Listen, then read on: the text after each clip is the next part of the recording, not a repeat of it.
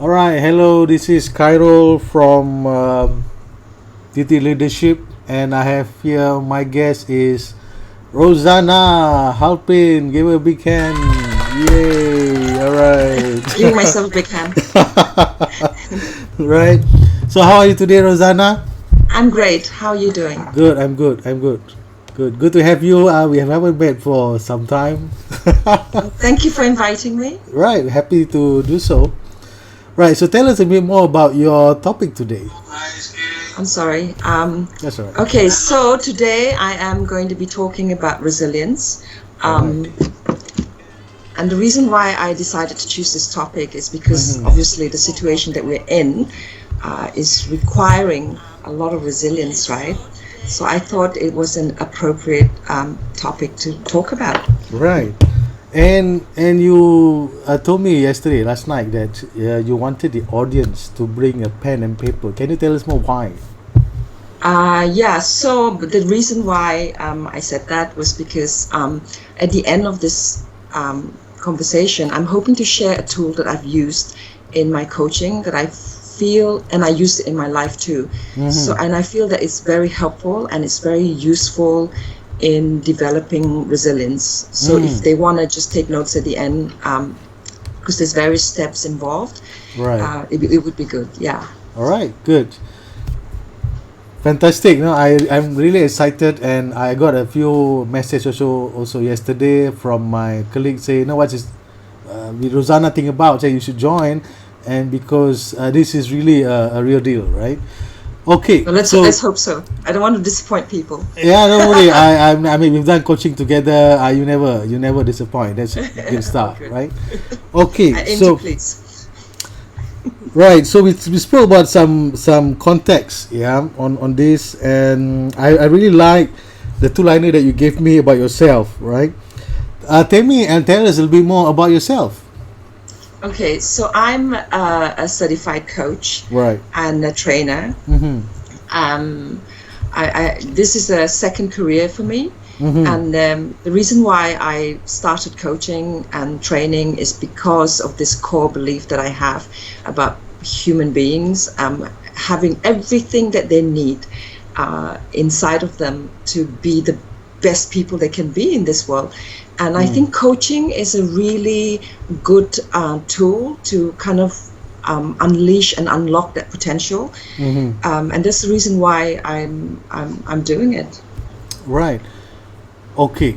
So we are currently in COVID 19 a pandemic situation. Yeah, it's no joke. Is almost every corner of the world is affected by this. So Yes. how is it like for you? Okay. So I'm an extrovert. I thrive on, Extrovert. yeah. Okay.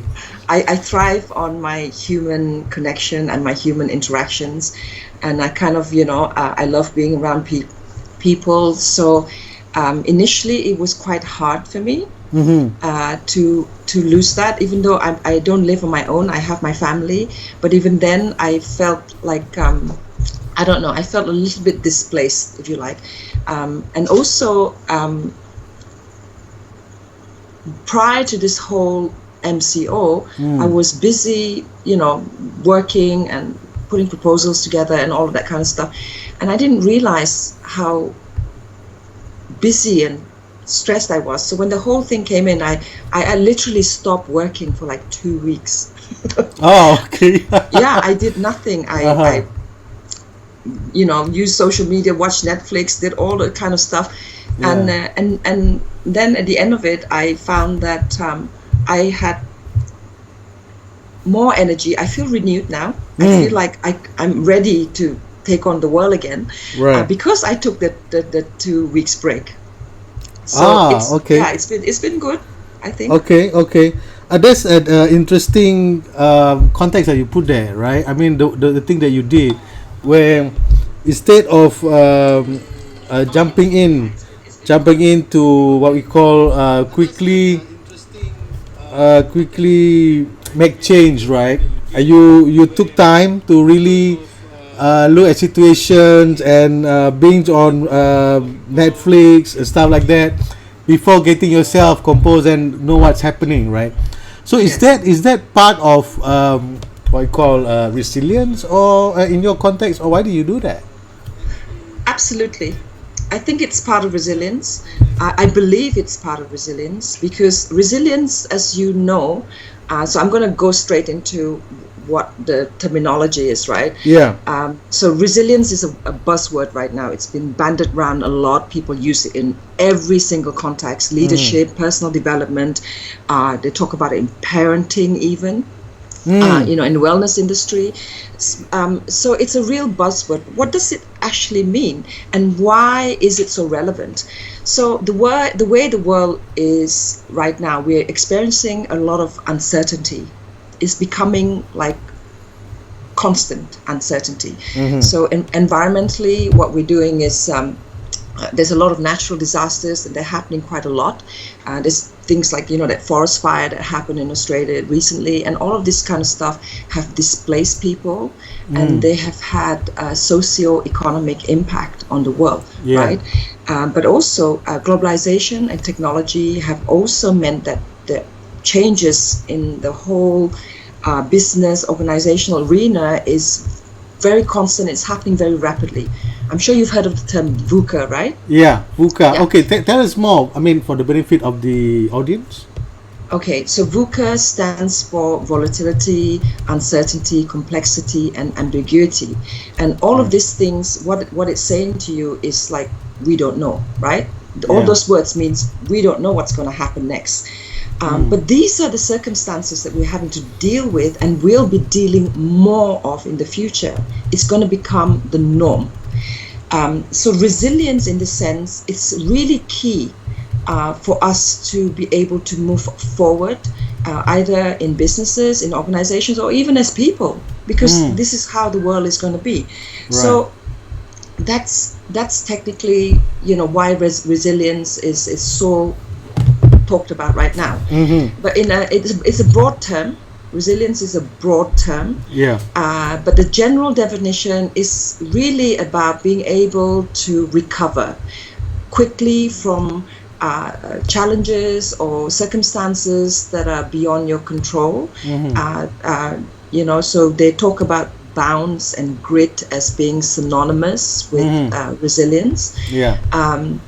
And elasticity. Elasticity is a really good terminology to use when you talk about resilience, because if you think about a rubber band, you have Lina Doll, your neighbor, saying hi.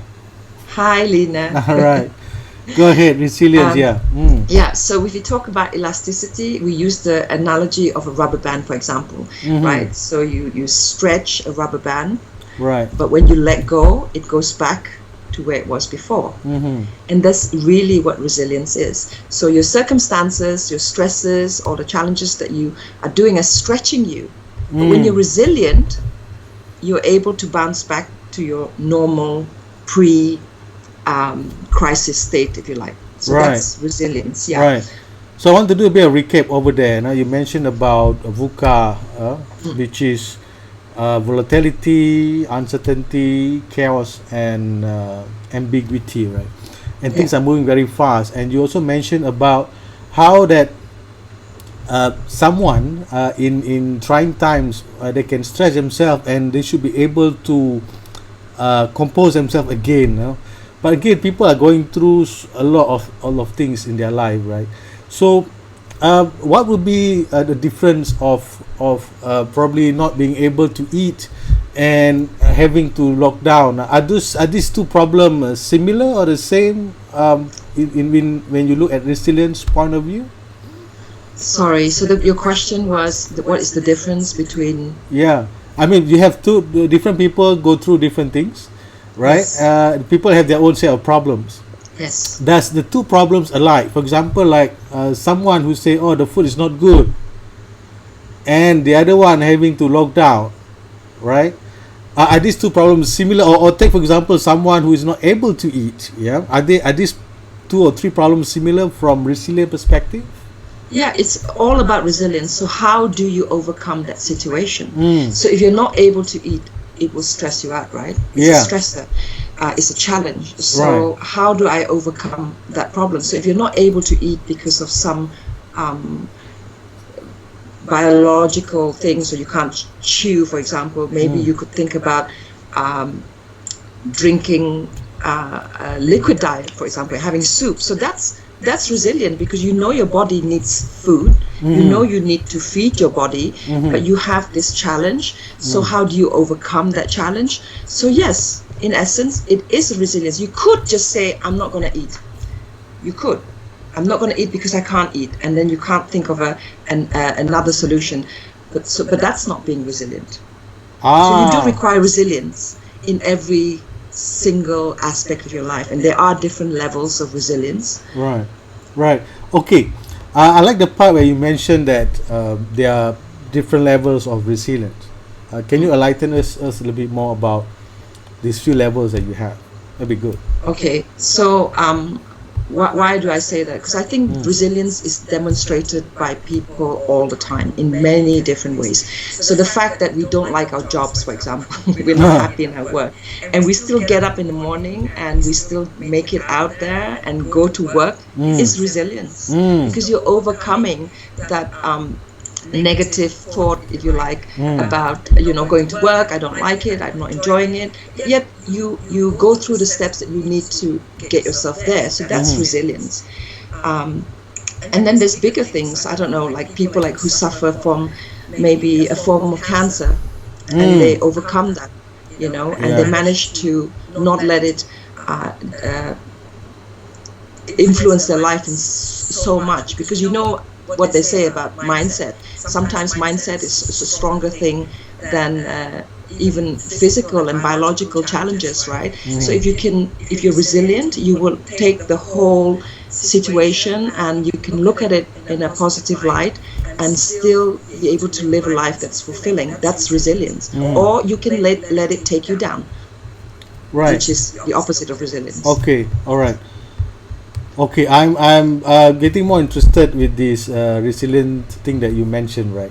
But how does resilient in normal days, day to day, different than resilient in a pandemic situation? Yeah, where everyone almost panicked initially. I mean, I did almost like what you did. In fact, actually, I was sick just few days before the MCO. I got sick really bad for 2 weeks. Yeah. And then after 2 weeks I recovered. I just realized what happened. Right. So when you are sick, I just forget about everything else. So how does resilience different from in the normal days and in the pandemic situation, and it's global? Your views, Rosanna. Yeah. Okay, so at this point, what I want to do is I want to bring in this concept of what we call the window of tolerance. I don't know if you've heard of it. Okay. It's based on a study by Dan Siegel.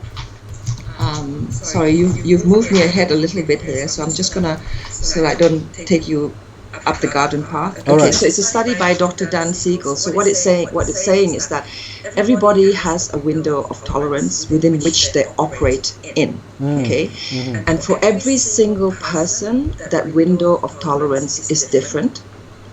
So your window of tolerance might be different to mine, but also depending on the circumstances, how we're feeling, what's actually happening, what we're doing, the window of tolerance can also change. So it's not a static thing. It's a thing that moves around. So for example, if I can just illustrate, when you wake up in the morning, you've had a good night's sleep, you've had your breakfast, you haven't rushed to get to where you're getting to, so you're in a calm kind of state.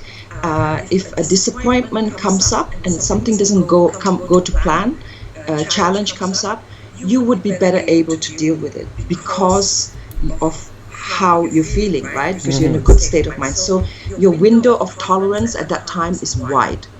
Because you're able to look at that particular challenge and you can approach it in a calm way. You can overcome it.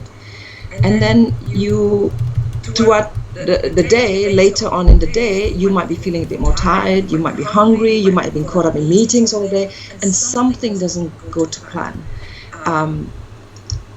Then your capacity for tolerating disappointment might be smaller. So your window of tolerance then becomes narrower. So your window of tolerance is how you operate. It's your optimal level where you can operate in a nice, calm state. So when something happens to displace us, like something like this pandemic, it's a huge crisis. Like you say, it's happening on a global level. We have never experienced this before. Simultaneously, every single human being is experiencing this. So it's huge, phenomenal thought, right?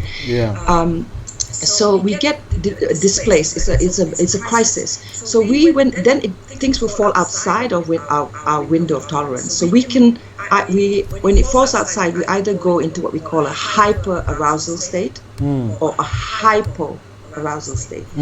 So when you're in a hyper arousal state, you experience anxiety, frustration, anger. And when you are in a hypo arousal state, you tend to numb that feeling. You tend to go into a low-key kind of vibration, if you like. So you go to sleep, or you just ignore the feeling. You try and like numb yourself. So those are the two states that you're going into. So when you talk about the panic buying, it's driven by this hyper arousal, because you have never experienced this before. It falls outside of your window of tolerance. So you're experiencing high levels of anxiety. And people who are very resilient, they're able to have this self-talk and self-calming mechanism that's telling them, no, it's okay, the shops are still open, I can still get there, the supermarkets are still open, I don't need to hoard. But there's people that are responding to it in a different way. So the anxiety is actually, there was a study that was done on this, actually, interestingly enough. And what they're saying is the anxiety is diminishing the ability to reason. So it's creating a fear. And what these people are fearing is that, one day the people that panic buy and hoard all the toilet paper, they're probably scared that one day they're going to be sitting on the toilet and they reach out for toilet paper and there's none there. And they might end up sitting on that toilet till the MCO is over. I'm sorry, I'm just joking. But I mean, that's what the state is, like I'm fearful that I'm going to have lack and it's going to run out and I'm not going to have it and everybody's going to take it. And, so it's driven by a hyper arousal state. And it's not a resilient state of mind. Right. Great. I think you have made a few points over there. Thanks so much. No, I like the part where you mentioned about some of the examples, right? Where people are becoming more resilient when even in this pandemic situation. But I think I would like to bring you and also the audience to one report that I read recently, from McKinsey. Can we go there for a while? Sure. Yeah. So I'm going to show this, and I want to surprise. The best part is what I find out from McKinsey report. The full report, you can go to this link, just type COVID McKinsey, you'll be able to see the report. And I think it's very consistent with what you said earlier on, as Rosanna, that during this time, resilience, even in this report, it says the 5 actions institution could take. One is resolve, resilience, return, reimagination, and reform. If you look here, it says that address a near-term. For example, this is in a company situation. Address the near-term cash management challenges and broader resiliency issues. Right. So one I'm going to bring this topic is where in other words, even a global company is talking about resilience of the business, and what more in people, right? But the thing is, resilience is such a unique feature of human, don't you think? Absolutely. Right. Can this be nurtured, or is it embedded, or is it already inborn? Your thoughts, That's a very Rosanna. good question. Thank you. And there has been various differing opinions about this. But I can only tell you from what is my personal opinion on it, right? So is it a character? Is it a trait that you have? So as a coach, and I've said this before, that I truly believe that we have everything within us. We have resilience, we have courage, we have focus, we have creativity, we have everything that we need. So it's just a matter of how can we tap into that resilience and how can we grow it to a higher level, right? So and it's a purposeful thing. You can actually tap into it purposefully. If you want to be resilient, you can hire a coach, you can go training or whatever it is, and you can tap into that. So is it a trade? So I want to talk about the diamond. I'm going to use a diamond analogy. Okay. All right. So a diamond is formed through pressure and intense temperature. Okay, and becomes something harder, and it becomes something more beautiful. It becomes something that everybody wants. And resilience is very much like that. So you put yourself under a lot of purposefully put yourself in situations where it's challenging you, and through that you become more resilient, like the diamond. So you get more stresses, you learn to deal with it better, and you become more resilient. So in that sense, I feel like it's a trait, it's a character that you can have. Everybody has it. And then is it a skill? Is it something that you can teach? Because resilience is so many facade to it. It's not a one thing. I feel like it's not, you can't teach resilience, but you can show people how to develop resilience. And in that sense, it's a skill. So how do you show people how to develop resilience? You can teach them strategies, you can give them tools, you can coach them through so that they understand what their own internal world is like and how that helps them. So in that sense, because you can help people develop it, it's a skill, right? Yeah. And then the other question is it a behavior? And I believe it's a behavior too, because resilient people display resilient behavior. So we all, I'm sure, can think of one example of a person that we look at and we think, wow, he's resilient, right? And how do we know that? Because we see the behaviors that they're displayed that indicates that they're resilient. So in my personal opinion, it's all three. Resilience is all three. It's multifaceted. Right. Good point, Rosanna. I like the explanation. Yeah. You talk about resilience is learnable. It is teachable. It is also a skill, right?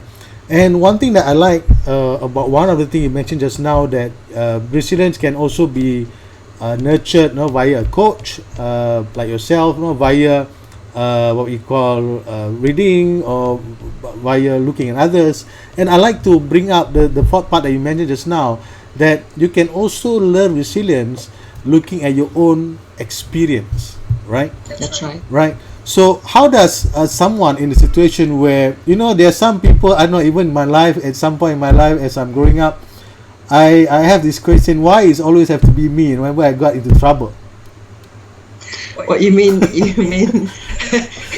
Yeah. You mean you get blamed for a lot of stuff? Yeah, I got blamed, I got into trouble, but not so really the cop stuff, nothing criminal. It's just that, why has always to be me, So, but my question is, but of course, as I grow up, I get to learn from mentors, coaches, my bosses, my ex-bosses, and I'm beginning to realize that I could also learn a lot from my own experience, right? That's right. So how does someone reflect on that, their own life experience, and develop resilience?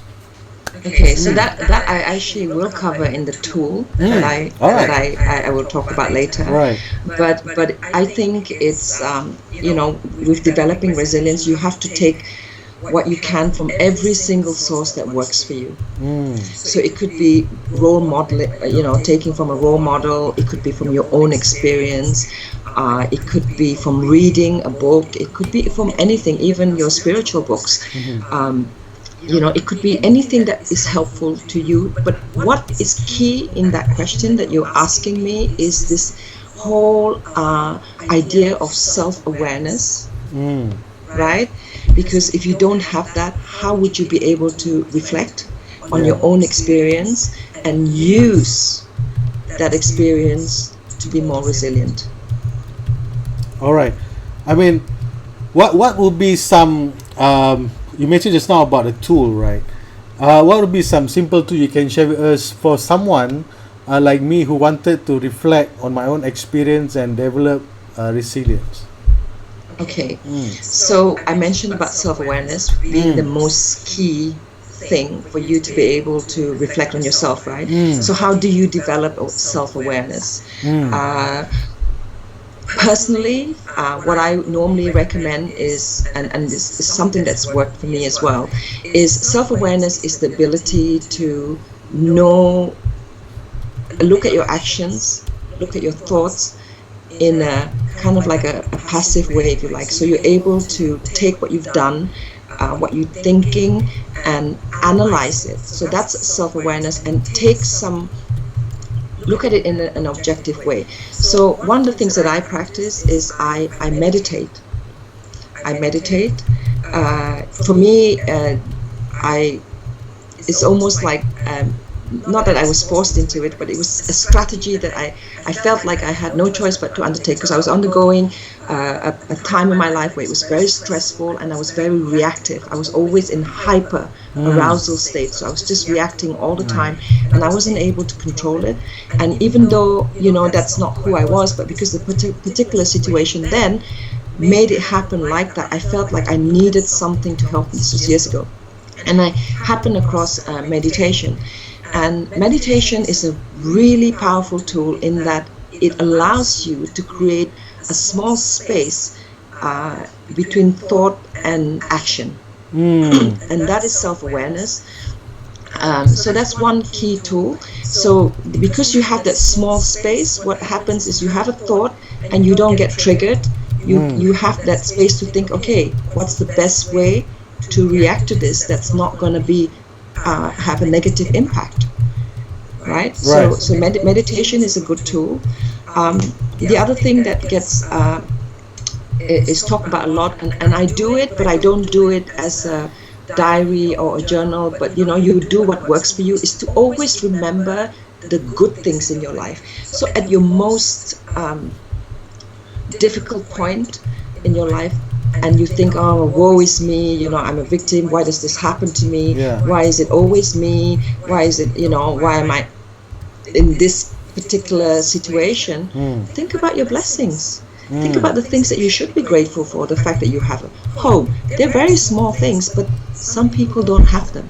So gratitude, feeling gratitude and being grateful for something every single day is helpful. It's also a tool. Right.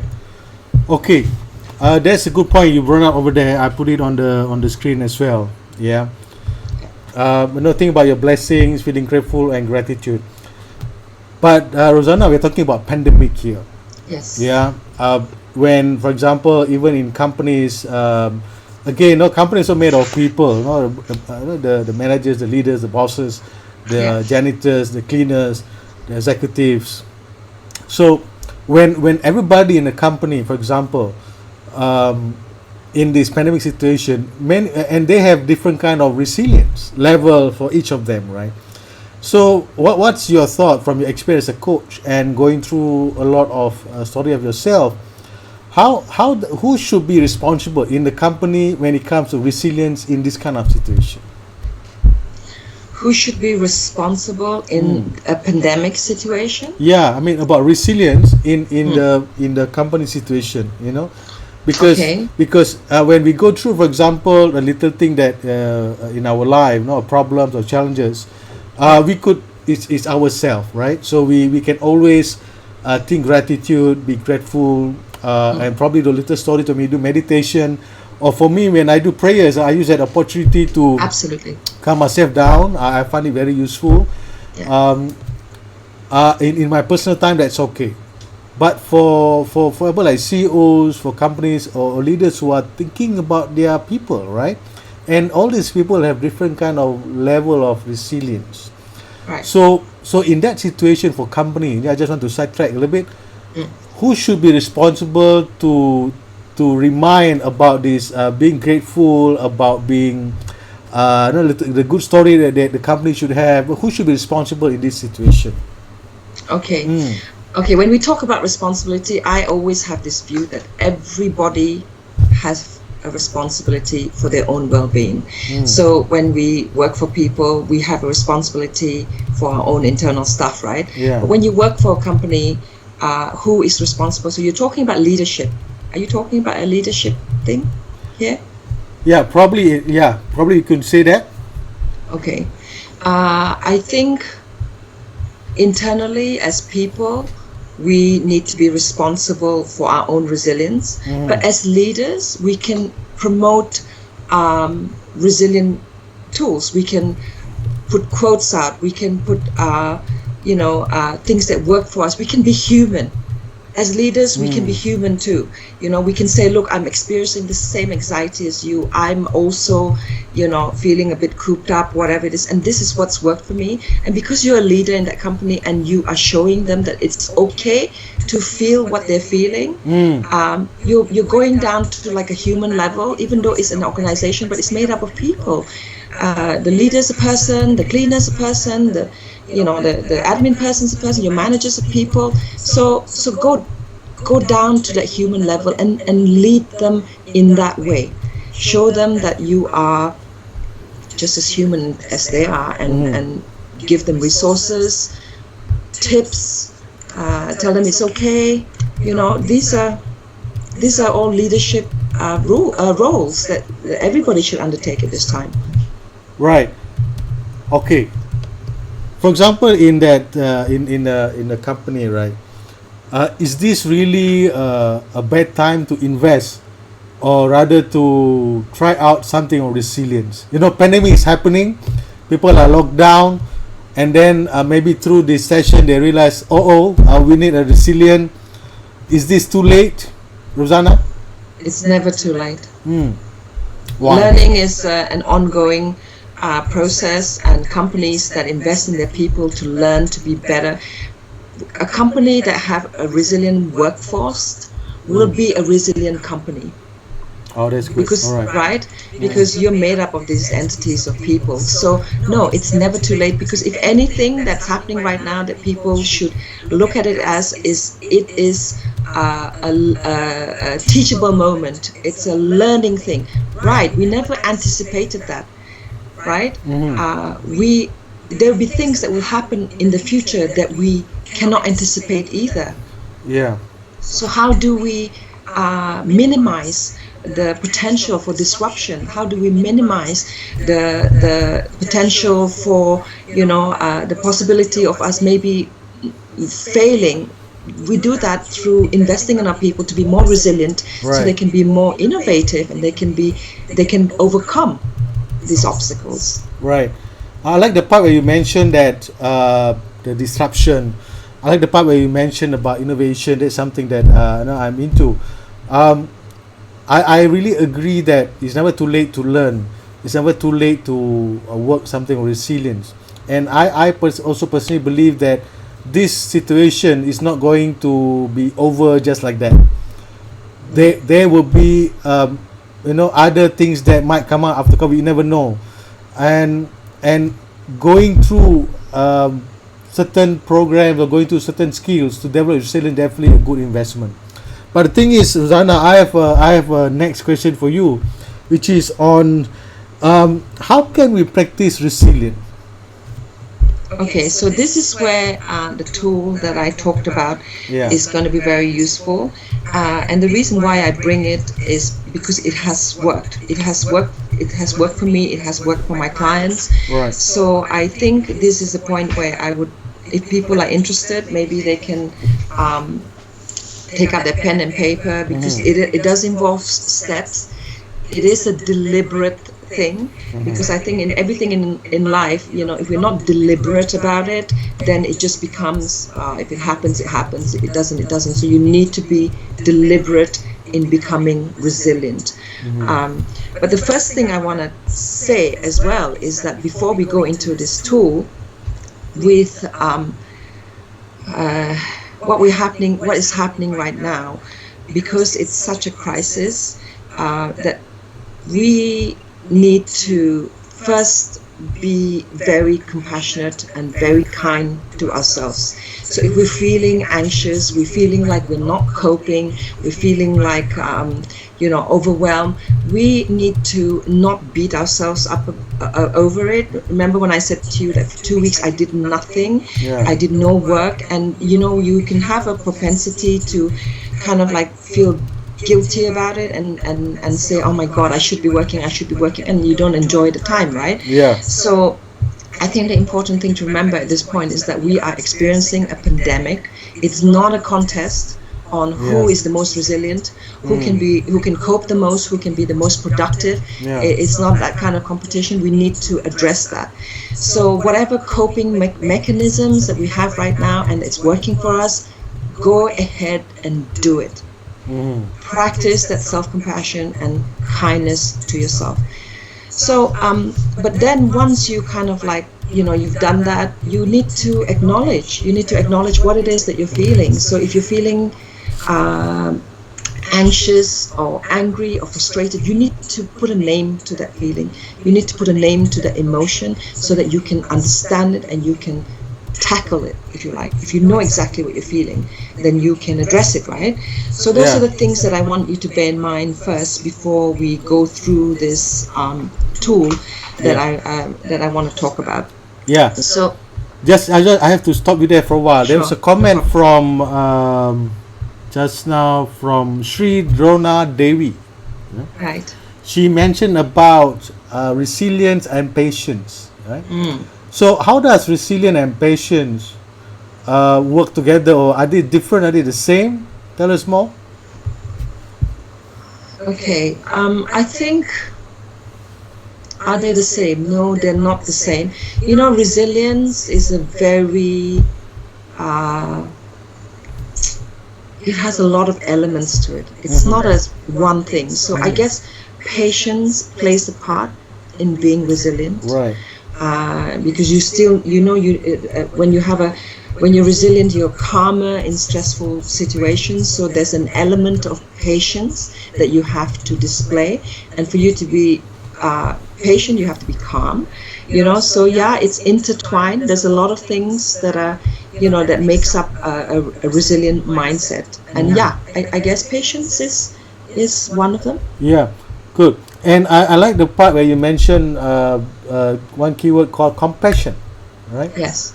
What is compassion to you from your experience when it comes to resilience? Okay.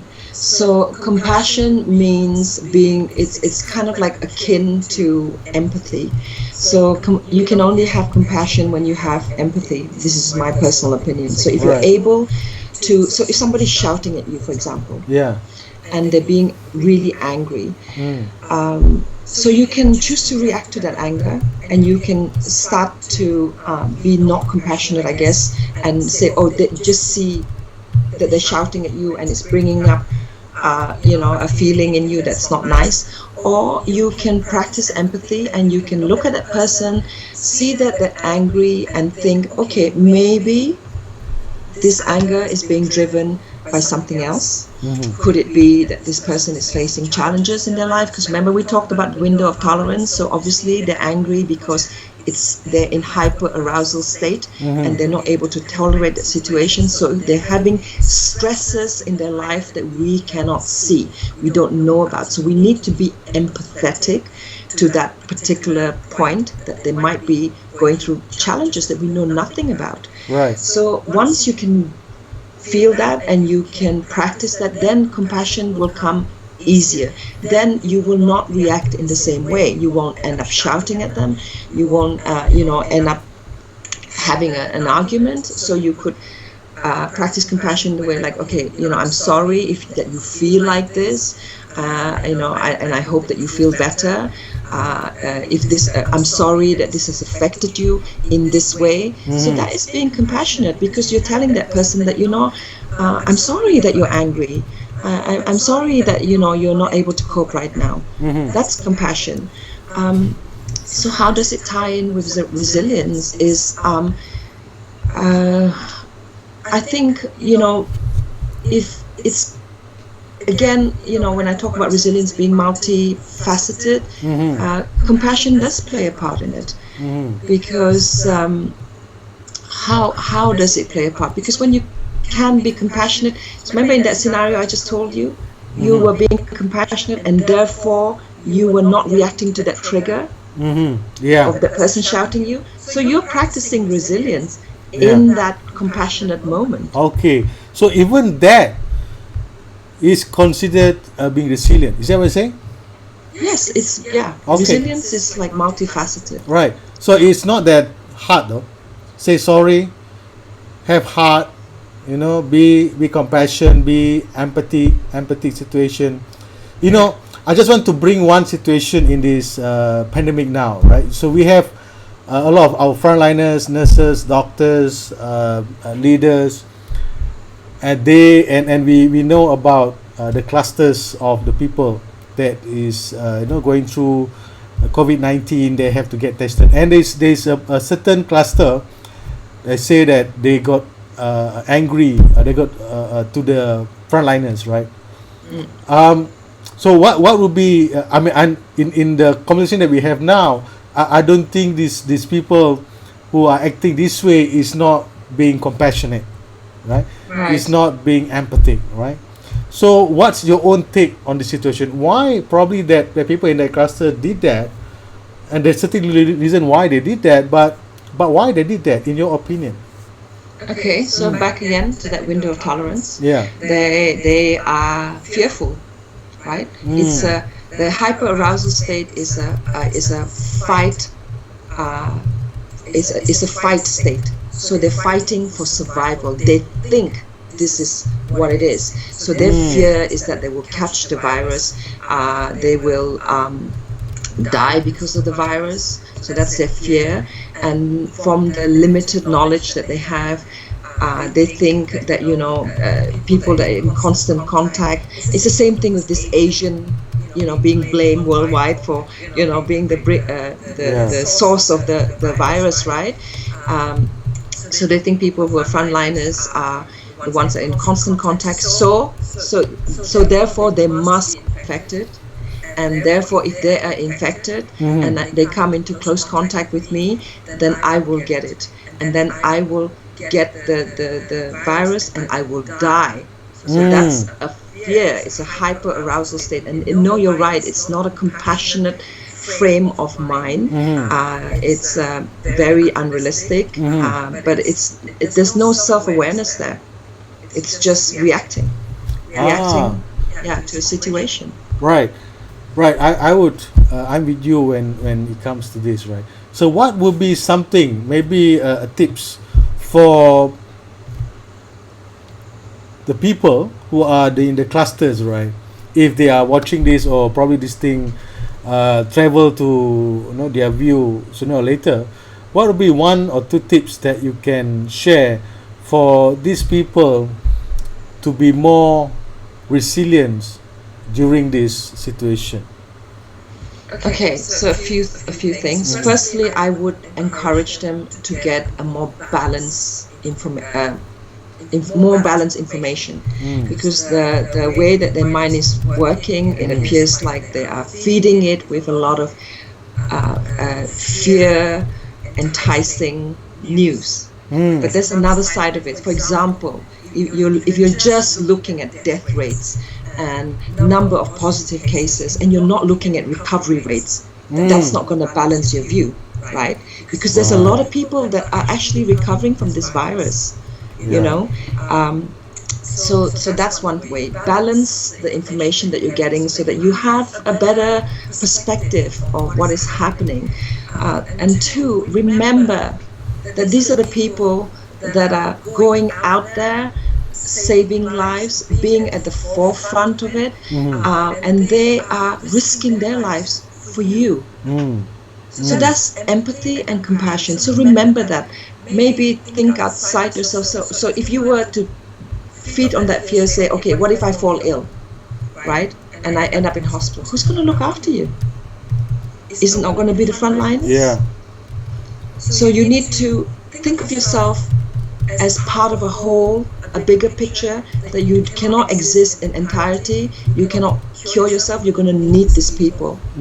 So therefore, these people need you to be compassionate. They need you to, not be doing these things to them. Right. Okay, that's good point. And what about okay, that's for the patient, right? Or the clusters are going through their situation. What about for the frontliners? How do they practice resilience? They work long hours. Crazy. They do. I mean, not just here, everywhere. They're practicing resilience already. Yeah. So, I mean, how would you like the clusters people, who got angry and stuff like that? They don't have information. Right. They have lack information and they've been watching probably too much social media. They only look at the death rate.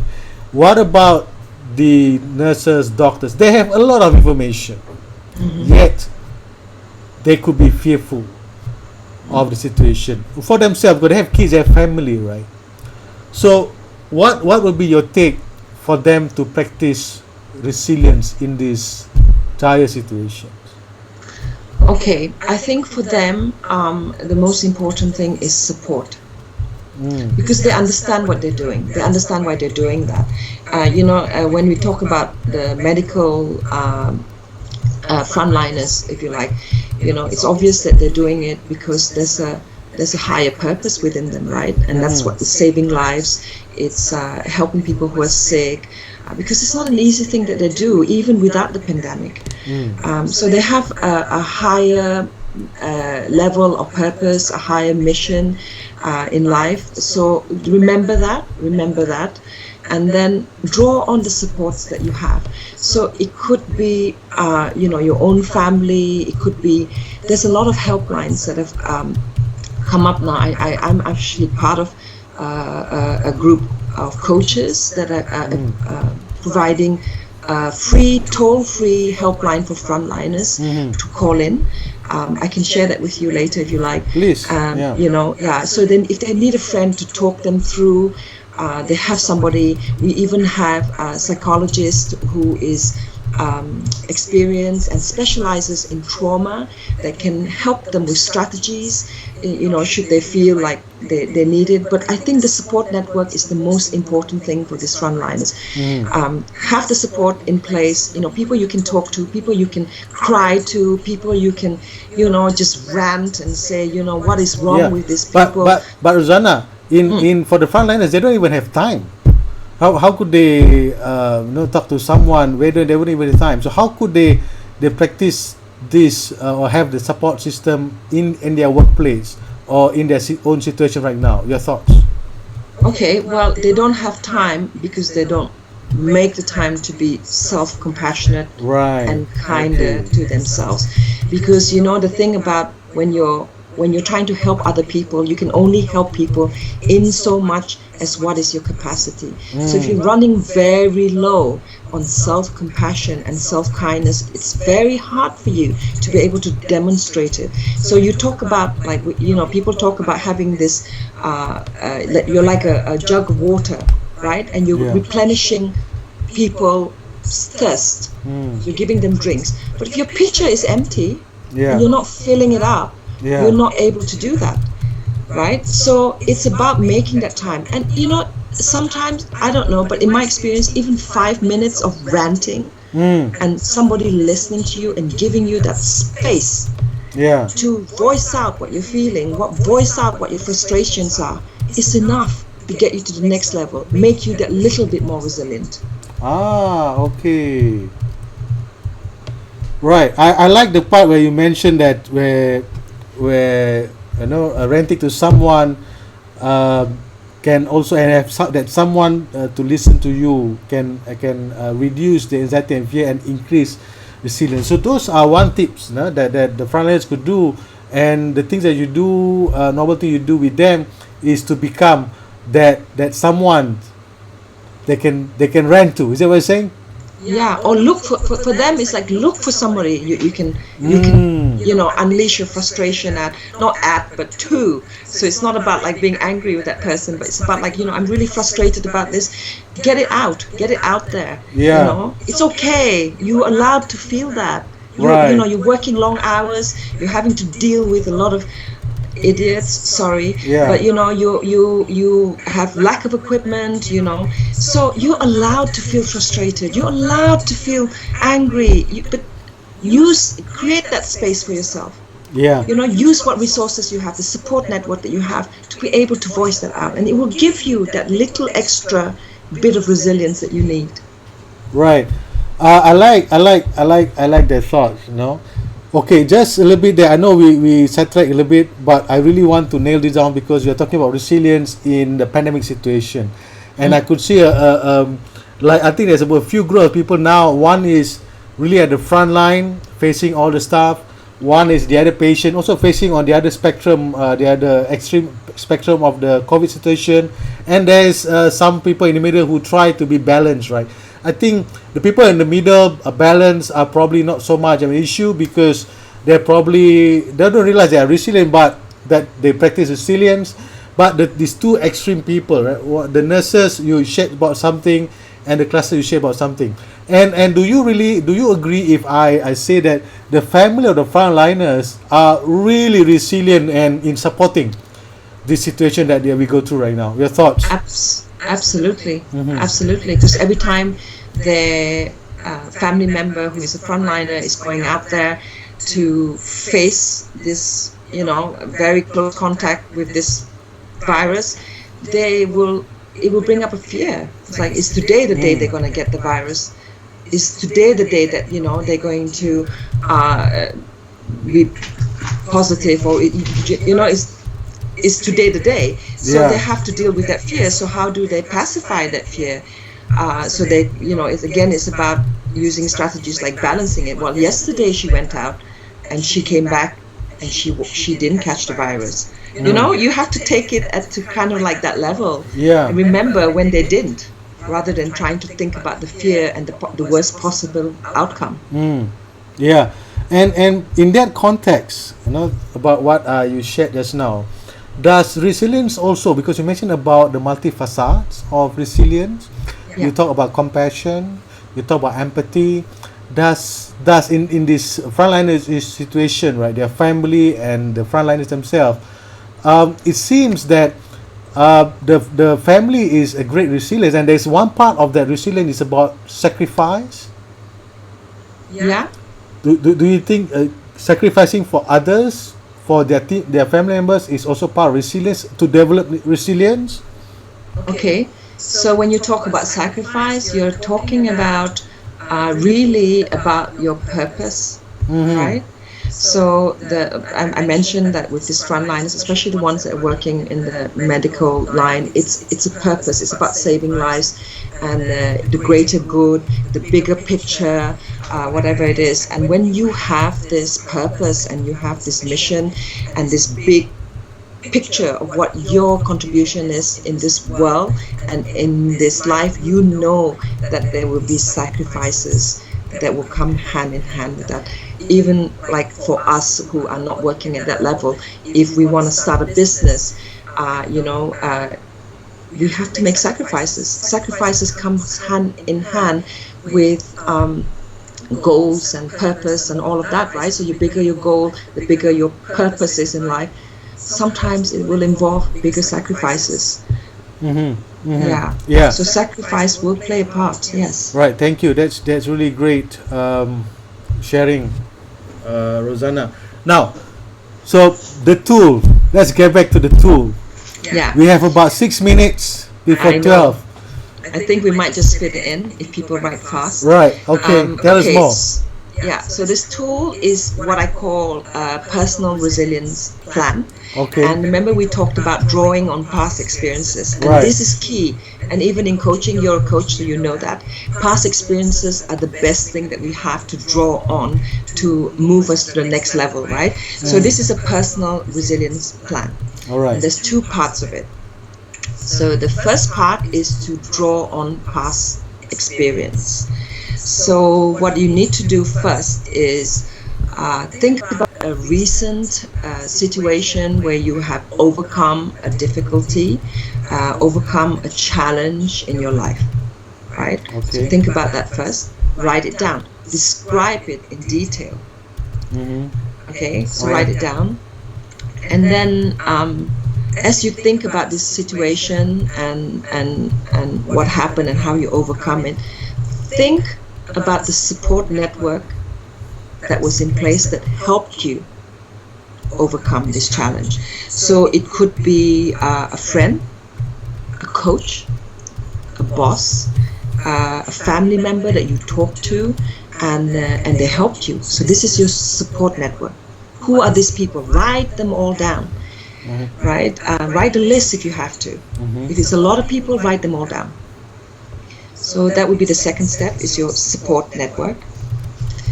The third thing is identify the tools that helped you at this time. So what was it that helped you get into a better frame of mind and help you overcome that situation? Could it be that you read a book? Could it be that you exercise and it helped you get into a better frame of mind? Did you meditate? Did you start a gratitude journal? Did you practice self-compassion and go for a massage and felt better? Did you go for a walk? Whatever it is that helped you overcome that particular time, all the tools that helped you overcome that challenging time, write it down. Write down a list. Okay. Yeah. So we talked about the support network, we talked about tools, and then the next thing you need to think about is what were the fixing behaviors that you displayed to help you deal with that. So, for example, did you sit there and problem solve?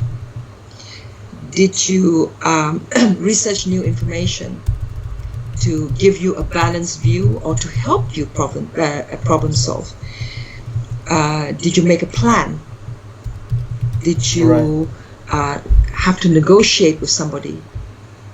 Did you speak up? Did you reach deep inside yourself, found the courage to speak up and voice your opinion? Did that help you?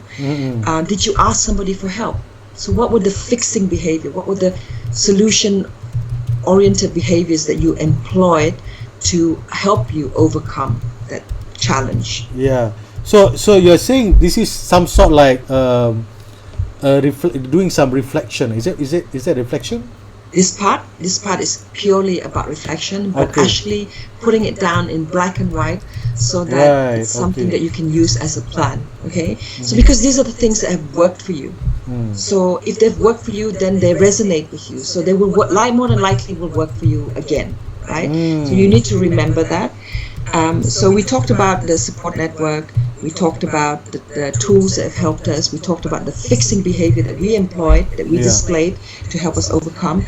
And the last thing is about what is the internal understanding that we applied to help us. What this means is this. So, you could have like a footballer who is your role model, and he might have said something that really resonated with you and that you thought of at that point in time and helped you. Or it could be a quote from somewhere. It doesn't have to be anybody, but a particular quote that you thought of at that time. It's like, yes, this is what I need to do, and it's helped you. Or it could be something from the spiritual books that you have, like the Quran, the Bible, whatever it is, a quote from there, a passage from there, a learning from there that helped you overcome it, or something that you learn from your own past experience. So this, this is what I thought then, and it helped me then. And so what was that insight? What was that understanding? What was that wisdom that you employed to help you overcome that particular situation? Write everything down. Okay, there is no right or wrong. It's what worked. Okay, what was most helpful. So just to help you remember what these 4 things are, I've put it into an acronym, and the acronym is STFU. Okay. Okay, so support network, the tools, STFU. You're not kidding, You're right? gonna forget that? Okay. You're gonna forget that. Okay. Tell me more. You're not gonna forget that, right? Right, So I will. support network. I promise you.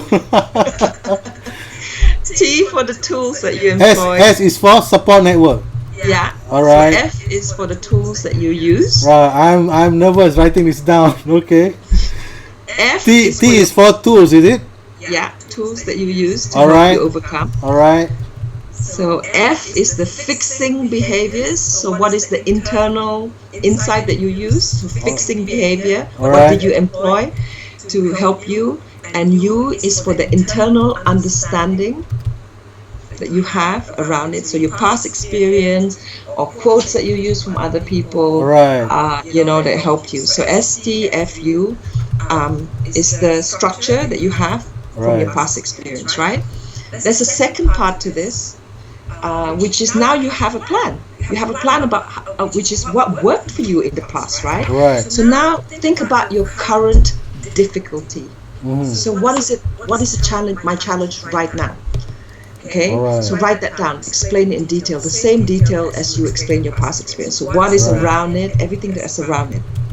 Right. And then apply that STFU resilience plan to your current situation. Right. So you looked at all the things that you've put down and say, okay, these are all the things that have helped me in the past. What can help me again from this whole list of things? Is there something that worked the last time that I can tweak a little bit to suit the situation?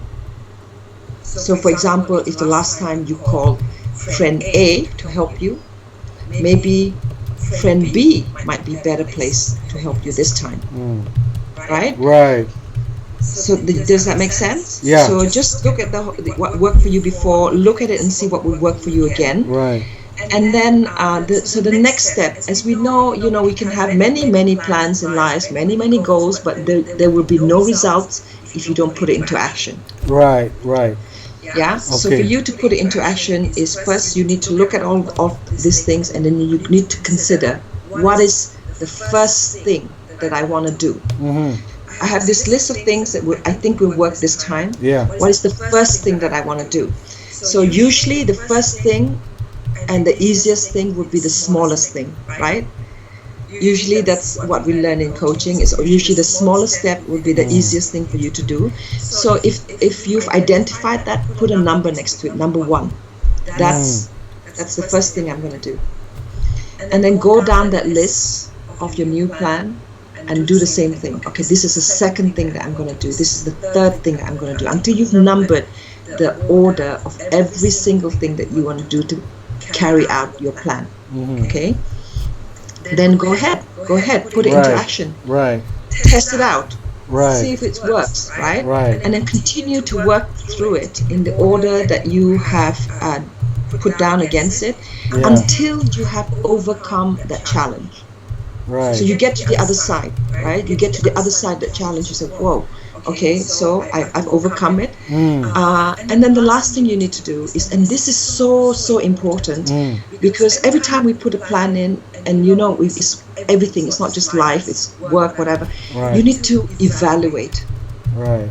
So we need to evaluate this plan that we have, and we say, okay, so how well did it work? What worked? What didn't work? Right. What resource did I use was most useful? What didn't I use? Why didn't I use it? And is something that I can use in another situation? And is this something that I can use in my life?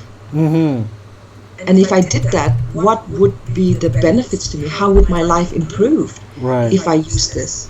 Right. So can you see from the way that I'm heading, I'm telling you that this becomes a master resilience plan. Right. Okay. You can okay. employ in any situation, and it's a living document. Right. You can modify it, you can take stuff out, you can add to it, as you Right. use it and you work through it, it will live and breathe alongside you. Right. Yeah. Right. Does that make sense? Great. Yeah. I'm writing down master resilience plan. Right. Yes. Okay. Good. All right. I think we are overrun by 4 Yeah. minutes. We have. I think we can do one more probably next week, the week after next. Rosanna, thank you so much. Thank Once again, you. Rosanna, I really like the sharing that you had today. Thank you so much, and Thank you give for big having hand. me. Yes. Thank you everybody for joining. Yes. Thank Yeah, you, that's a big everyone. hand, Rosanna. Thank you so much. Bye. Take care. Bye Be bye. easy. Bye bye. See you again. Bye bye. Thank Have a you so good day. much. Bye. Bye. Same to you.